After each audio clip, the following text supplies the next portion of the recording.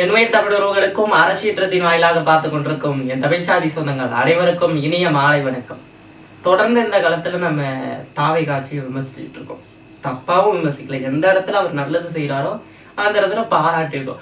பாராட்டுங்கள் அப்படிங்கிறது ரொம்ப கம்மியா இருக்கு. விமர்சனம் கேள்வி கேட்பது என்பது அதிகமா இருக்கு. ஏன் அப்படின்னா அப்படிதான் இருக்கு. 2 மாத கால ஆட்சி எப்படி இருக்கு நீங்களே பாக்குறீங்க. அத்தனை போராட்டம், அத்தனை சட்ட ஒழுங்கு சந்திச்சிருக்கு. இன்று காவல் நிலைய படுகொலை வழக்கு என்று தொடர்ந்து திமுக ஆட்சியில எது நடந்துச்சோ, அதிமுக ஆட்சியில எது நடந்துச்சோ, வெற்று தேர்தல் அறிக்கையை கொடுத்து எப்படி ஏமாத்தினார்களோ அதே போலதான் இந்த ஆட்சி இருக்கு. அப்புறம் இதை விமர்சிக்காம ஏன் நாம் தமிழர் கட்சி தொடர்ந்து விமர்சிக்குது? நாம் தமிழர் கட்சி விஜய் வென்றாலும் விட மாட்டீங்க, தோற்றாலும் விட மாட்டீங்க.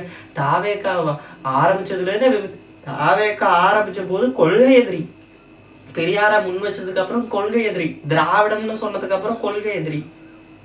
அதன் பின் கரூர்ல 41 பேர் இறந்தபோது ஓடி போனதுக்கு வரைக்கும் அவர் பேசுகிற பேச்சு, அவர் நடந்து கொண்டது அனைத்தையும் விமர்சிச்சோம், கேள்வி கேட்டோம். தேர்தல் பிரச்சாரத்துக்கே அவர் வரல, 4 நாளா என்னமோ தான் வந்திருப்பார், அதெல்லாம் விமர்சிச்சோம். ஆனா இப்போ தமிழ்நாட்டு மக்களுக்காக பேச வேண்டிய கடமை இருக்கு. ஏன்னா இப்போ அவர் தாவேக கட்சியுடைய தலைவர் அல்ல, ஒரு நாட்டை ஆளக்கூடிய ஆட்சியாளர். அப்படி இருக்கிறப்ப அத்தனை கேள்விகளுக்கும் அவர் தான் பொறுப்பு. இந்த நாட்டுல நடக்கிற அத்தனை சம்பவங்களுக்கும் அவர் தான் பொறுப்பு. அப்ப எதுக்குமே வாய் திறக்காம நான் தம்ப்லைன்ல சொன்னது போல கொழுக்கட்டையை வாயில வச்ச பெரிய அமைதியா இருந்தா நம்ம அதுக்கு பொறுப்பேற்க முடியாது. ஆனா எங்களுடைய கேள்வியை எதிர்கட்சியா கேட்டுதான் ஆகணும், கேட்டுட்டு தான் இருக்கும். அதுபோல காவல் நிலைய படுகொலை வழக்கை பத்தி தான் நம்ம இந்த காணொலியில இன்னைக்கு பேச போறோம். எல்லோரும் அறிஞ்சதுதான், அது யாரு அப்படிங்கறதெல்லாம் எல்லாரும் பார்த்துருப்பீங்க நேற்று. அதை பத்தி தான் நம்ம பேச போறோம். அதுக்கு முன்னாடி அரசியற்றத்தை பார்த்து கொண்டிருக்கிற அனைத்து சொந்தங்களும் லைக், ஷேரு, சப்ஸ்கிரைப்னு பண்ணி இன்னும் 4 பேருக்கு அனுப்புங்க. அதுதான் என்ன இந்த வீரியமாக இந்த களத்திலே அழைத்து செல்லும். இப்போ நான் காணொலிக்குள்ள போறேன். அதாவது காவல் நிலைய படுகொலை வழக்கு, இதை பத்தி பேசுறதுக்கு முன்னாடி காவலாளிகளுக்கு என்ன வேலை? தப்பு நடக்குது, அவர் குட்கா வச்சிருந்தார், அதெல்லாம் மாற்று கருத்தே இல்லை. தப்பு நடக்குதுங்கிறப்ப அவரை விசாரிச்சு நீதிமன்றத்தில் அழைச்சி விட்டுட்டு நீதிமன்றம் என்ன உத்தரவிடுகிறதோ அதுபடிதான் செயல்படுமே தவிர அவரை அடிச்சு கொலை செய்யறீங்கன்னா இதுக்கு யார் அங்க உரிமை தருது? இதே தான் திமுக ஆட்சியிலே இருந்துச்சு, இதே தான் அதிமுக ஆட்சியிலே இருந்துச்சு, இதே அதிகாரம் தான் தாவேக ஆட்சியிலையும் இருக்குன்னா என்ன மாற்று? காவல் நிலைய படுகொலை வழக்கு ஒரு மாற்றுத்திறனாளி சபரிவர்மன் அப்படிங்கிறவர் கைது செய்யப்பட்டார். வழக்கு குட்கா வழக்கு, மாற்று கருத்தே இல்லை. இங்க குட்கா வைக்கிறது எல்லாமே போதையில தான் வரும். போதைப் பொருள் வச்சிருந்தாலே தப்பு தான். அது 2 இல்லை 3 இல்லை ஒரு ஃபேக்டரியா வச்சிருக்கிறது இல்லை. ஃபேக்டரியா வச்சிருக்கவங்க விட்டுருவானுங்க. 3 பாக்கெட் வச்சிருந்தவங்க தான், பொட்டி கடையில் வச்சிருந்தவங்க தான் கைது பண்ணுவாங்க. அது தப்பு தான், மாற்று கருத்தே இல்லை. ஆனா அப்படி ஒரு மாற்றுத்திறனாளியை கைது செய்து அந்த குட்கா வழக்கு தானே, குட்கா வழக்கு நீதிமன்றத்தில் எடுத்துட்டு போயிட்டு அதற்கான தண்டனையை கொடுத்து செயல்படலாமே. அவரை எதுக்கு அடித்து துன்புறுத்தி? அதுவும் அவர் ஒரு மாற்றுத்திறனாளி, ஒரு கை அவருக்கு வேலை செய்யாதுன்னு சொல்றாங்க. அப்படின்ட்டு அந்த கையிலேயே காயம் பட்டிருக்கிறதாகவும் அவருடைய முகம் பாதிக்கப்பட்டிருக்கு, அவருடைய முகம் செவந்திருக்கு, அந்த அளவுக்கு அடிச்சிருக்காங்க அப்படின்னு சொல்றாங்க. இது முதல்ல கொலை வழக்காக மாற்றப்படுது.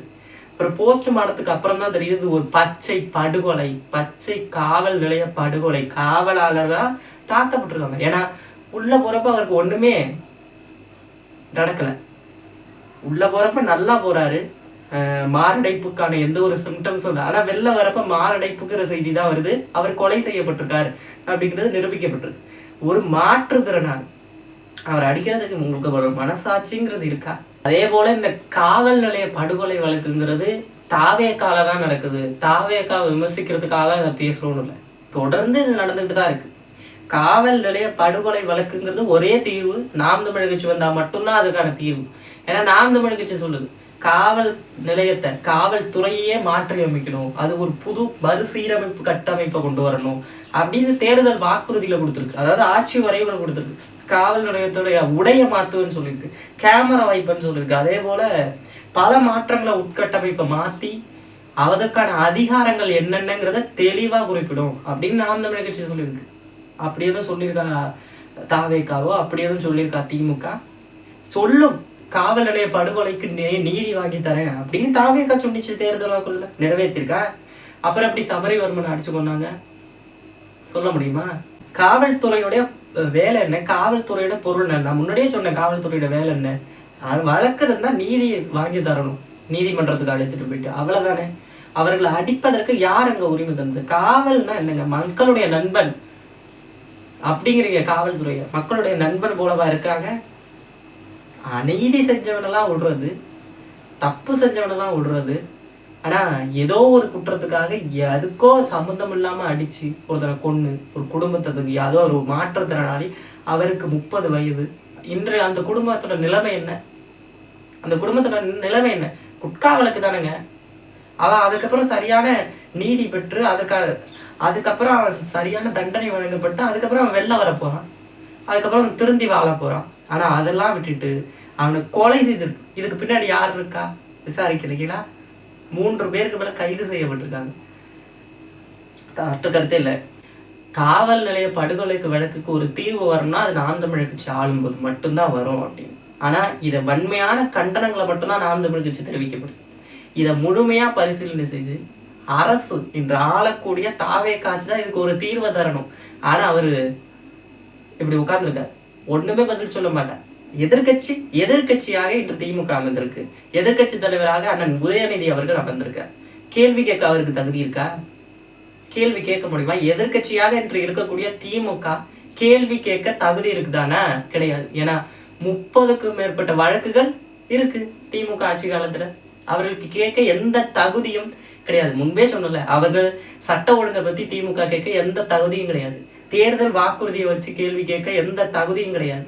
இப்படிப்பட்ட ஒரு கட்சியை தான் நீங்க எதிர்கட்சியா அப்படி அமைச்சிருக்கீங்க. ஏன்னா இது எல்லாமே திமுகவுடைய ஆட்சியிலையும் நடந்திருக்கு. அப்படி இருக்கப்ப இவர்கள் கேட்க எந்த தகுதியும் கிடையாது. அதே போல அதிமுக கேட்கலாமா? அதிமுக காவல் நிலைய படுகொலை வழக்கை வச்சு கேட்கலாமானா அவர்களும் கேட்க முடியாது. சாத்தான்குளம் வழக்குல, கொலை வழக்குல எடப்பாடி பழனிசாமி அவர்கள் மூடி மறைக்க பார்த்தார். அப்படி இருக்கும்போது அவரை பிடிக்க அவருக்கும் எந்த தகுதியும் கிடையாது.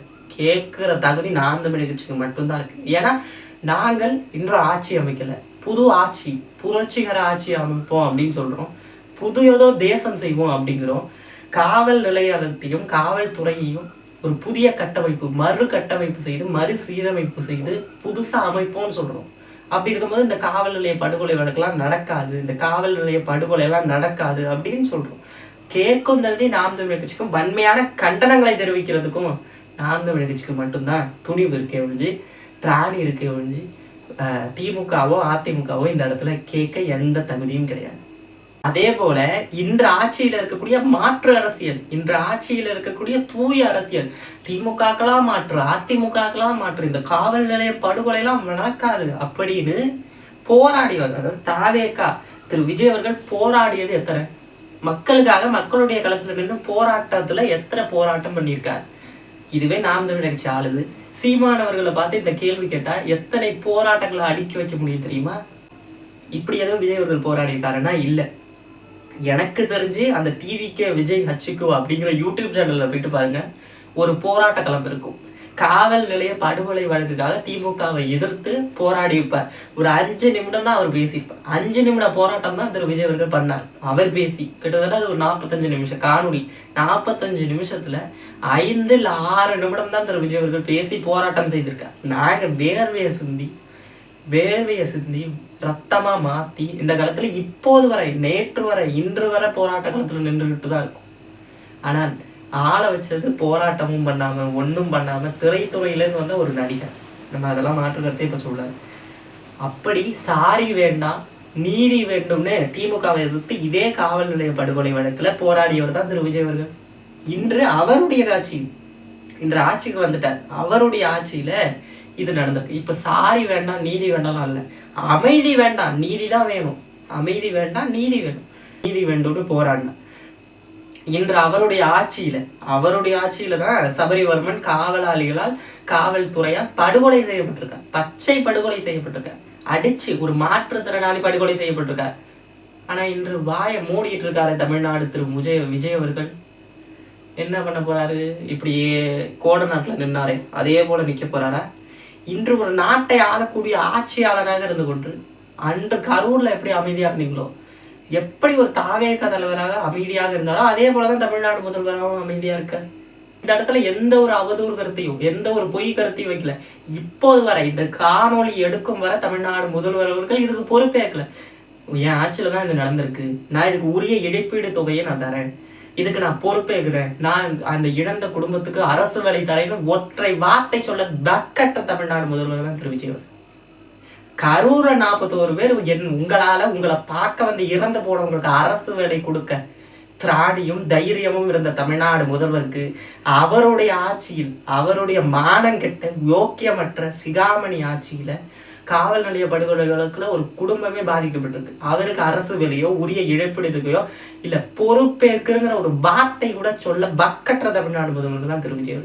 இவர் சொல்றாரு, நிர்மல்குமார் அவர்கள் உரிய நடவடிக்கை எடுத்து தந்துடுறோம், எங்க அறத்துக்குள்ளு தேர்தல் வாக்குறுதியில சொல்லியிருக்கீங்க. என்ன சொல்லியிருக்கீங்க? காவல் நிலைய படுகொலைக்கு சரியான நீதி வழங்கப்படும் அப்படின்னு சொல்லியிருக்கீங்க. காவல் நிலைய படுகொலை திமுக ஆட்சியில் எப்படி நடந்துச்சோ அப்படி நடக்காதுன்னு சொல்லியிருக்கீங்க. இப்ப நடக்குது. இதுக்கு என்ன பதில் தமிழ்நாடு முதல்வர் வச்சிருக்கா? கல்லூரி மங்கன் போல உட்கார்ந்துருக்காரு. கல்லூரி மங்கன் போல அமைதி புரட்சியை செய்து கொண்டிருக்கிறார் திரு விஜய் அவர்கள். அதே நாள்ல திரு விஜய் அவர்கள் தனது நண்பர்களான நடிகர்களை சந்திக்க போயிட்டு இருக்காரு. நம்ம மாற்று கருத்துல நீங்க நடிகர்களை சந்திங்க, இல்ல உங்க நண்பர்களை சந்திங்க, சிவகார்த்தியனை சந்திங்க, சிம்ரனை சந்திங்க, யாரை வேணா சந்திங்க, தவறு இல்லை. ஆனா இதற்கு உங்க ஆட்சியில் நடந்த தவறுக்கு பதில் சொல்லாம அங்க போயிட்டு சந்திச்சுட்டு சிரிச்சுட்டு இருக்கீங்களே. இப்ப அவங்கெல்லாம் என்ன அண்ணன் தம்பிகளா? காவல் நிலைய படுகொலை வழக்குல இறந்த சபரிவர்மனோட அண்ணனா நடிகர் சிவகார்த்தியன் அன்று சந்திக்க போறீங்களே, அன்று சிவகார்த்தியன் போயிட்டு ஆறுதல் சொன்னீங்களா? ஆறுதல் சொன்னீங்களா? நடிகர் சிவகார்த்தியனை பார்க்க செல்ல முடிந்த முதல்வரால் ஏன் இங்க காவல் நிலைய படுகொலை வழக்கால் மாண்டு போன சபரிவர்மனுடைய குடும்பத்தை பார்த்து ஆறுதல் சொல்ல முடியல? அவ்வளவு திராணி இல்லாம பயந்து போய் கிடக்குறாரா தமிழ்நாடு முதல்வர்? கோட்டசாமி நீ ஏந்திரி, இப்ப நீ தான் சிஎம் அப்படிங்கிற மாதிரி நீங்க தான் இப்ப தமிழ்நாடு முதல்வர். அத்தனை குற்றங்களுக்கும் நீங்க தான் பொறுப்பேற்று அதற்கான தீர்வை காணணும். நான் உங்களை வந்து கரூர்ல 41 பேர் இறந்துட்டாங்க, என் மேல பழி போடுறாங்க, என்னதான் நான் தான் கொன்னுட்டேன்னு சொல்றாங்க அப்படின்னு நான் சொல்லலை. அங்கேயும் நம்ம அப்படி சொல்லலை, பழி போடுறாங்கன்னு நம்ம சொல்லலை. அப்பயும் அதானே சொன்னார், நாங்க வந்து பழி போடுறாங்க அப்படின்னு சொன்னார். பழி போடுறாங்கன்னு இங்க யாருமே சொல்லல. அதே போல இந்த காவல் நிலைய படுகொலை வழக்கும் நீங்க தான் கொலை பண்ணிட்டீங்க அப்படின்னு யாரும் பழி போடல. அடுத்த கூட்டத்துல சொன்னாலும் சொல்லுவார், காவல் நிலைய படுகொலை வழக்குல என்ன வந்து ஏன் மேல பழி போடுறாங்க, திமுக ஆட்சியில இது நடக்கலையா அப்படிம்பாரு. திமுக ஆட்சியில நடந்துச்சு, அதுக்கெல்லாம் மாற்றுன்னு போராடி வந்தவர் தான் இன்று தாவேகா தலைவராக தமிழ்நாடு முதல்வராக இருக்கக்கூடிய திரு விஜய் அவர்கள். அப்படி இருக்கப்ப அதுக்கான மாற்று எங்க சார்? ஆய தரங்க சார், கல்லூரி மங்கன் போல உட்காந்துருக்காதீங்க சார். ஒரு மாணவர் பாசறை ஒருங்கிணைப்பால் 18 வயசுடைய நான் கேள்வி கேட்கிற தர்க்க ரீதியான பதில் சொல்றேன். காவல் நிலைய படுகொலை வழக்குக்கு இதான் தீர்வுன்னு சொல்றேன். உங்க ஆட்சியுடைய தேர்தல் வாக்குறுதியில என்ன கொடுத்துருக்கீங்க, அதற்கான தீர்வை கொடுங்க. காவல் துறைக்கு சரியான தர்க்க ரீதியான எச்சரிக்கை கொடுங்க. இன்று இறந்தாங்களா, அந்த இறந்தவர்களுடைய குடும்பத்துக்கு ஒரு இழப்பீடு தொகுத்து கொடுங்க, அரசு வேலையை கொடுங்க. கரூர்ல 41 பேர் இறந்தவங்களுக்கு அரசு வேலை எதுக்கு? உங்களை பார்க்க வந்து தானே இறந்து போனாங்க, அவங்களுக்கு அரசு வேலை கொடுத்தீங்கல்ல, கொடுத்ததே தப்புல கொடுத்துட்டீங்க. அதே போல இன்று காவல் படுகொலைக்கு செய்யப்பட்ட காவலாளிகளால் படுகொலை செய்யப்பட்ட ஒரு குடும்பத்துக்கு அரசு வேலை கொடுங்க. உங்களை வந்து முறைதான் ஒரு முறைதான் இது பார்த்தால் வரமேன்னு நான் பாட்டு பாடுறேன், நான் வாழ்த்துக்கள் சொல்றேனே. அப்படி செய்யவும் திராணி இருக்கிறதா தமிழ்நாடு முதல்வர். அதே போல ஒன்றுதான் மாற்று அரசியல்னு சொன்னார்ல, திமுக செஞ்சுதான் நான் செய்ய மாட்டேன் அப்படின்னு சொன்னார்ல, அதுதான் மாற்று. ஆனா இவர் என்ன பண்றாரு, திமுக செஞ்ச தவறெல்லாம் நான் செய்ய மாட்டேன், அதை விட அதிகமா செய்வேன் அப்படிங்கிற மாதிரி தான் இருக்கு. அவங்க வெற்று தேர்தல் அறிக்கை கொடுத்தாங்க, அதை விட அதிகமா இவர் வெற்று தேர்தல் அறிக்கை. அவங்க இலவசத்தை கொடுத்தாங்க, இதை விட டபுள் மடங்கு இலவசம். அவர் வந்து விவசாயிகள் போராட்டம் பண்ணதை பார்த்து ரசிச்சாரு, அதே போல இவர் போராட்டத்தை ரசிச்சாரு. இன்று காவல் நிலைய படுகொலை வழக்கு திமுக ஆட்சியில் நடந்ததை பார்த்து அவர் சாரிமா இனி நடக்காதுன்னு சொன்னாரு, ஆனாலும் நடந்தது. அதே போலதான் இதே ஆச்சு. அவர்னாலும் சாரி சொன்னாரு, இவர் போன் கூட பண்ணல, அமைதியா இருக்காப்புல, நடிகர்களை போயிட்டு பார்த்துட்டு இருக்காப்புல. அப்போ நீங்க எதுல இருந்து மாற்று? திமுக இருந்து மாற்றா, அதிமுக இருந்து மாற்றா? எதுல இருந்து மாற்று இல்லை. மாற்றுன்னு சொல்ல எந்த தகுதியும் இல்லாதவர் தமிழ்நாடு முதல்வர். என்ன பேசுறதுன்னே தெரியல. காவல் நிலைய படுகொலை வழக்க பேசுறதா, வெற்று தேர்தல் அறிக்கையை பேசுறதா, 1000 குற்றங்கள் வெறும் 2 மாசம் ஆட்சியில இருக்கு. இதுல 6 மாசம் விமர்சனம் பண்ணாதீங்க. விமர்சனம் பண்ணாம அப்படியே அமைதியா வாய் விரல் சப்பிக்கிட்டு உட்காந்துட்டு இருக்கோம் எதிர்கட்சிகள்லாம் அப்படின்னு தமிழ்நாடு முதல்வர் நினைச்சு கொண்டிருக்காங்க. எல்லாத்துலயும் பச்சை கையெழுத்து போட்டுடலாம், முதல்வர் ஆயிட்டா யாரும் எதுவும் கேட்க மாட்டாங்க, 6 மாசம் ஆனாலும் எதுவும் கேட்க மாட்டாங்க நினைப்ப முதல்ல விடுங்க.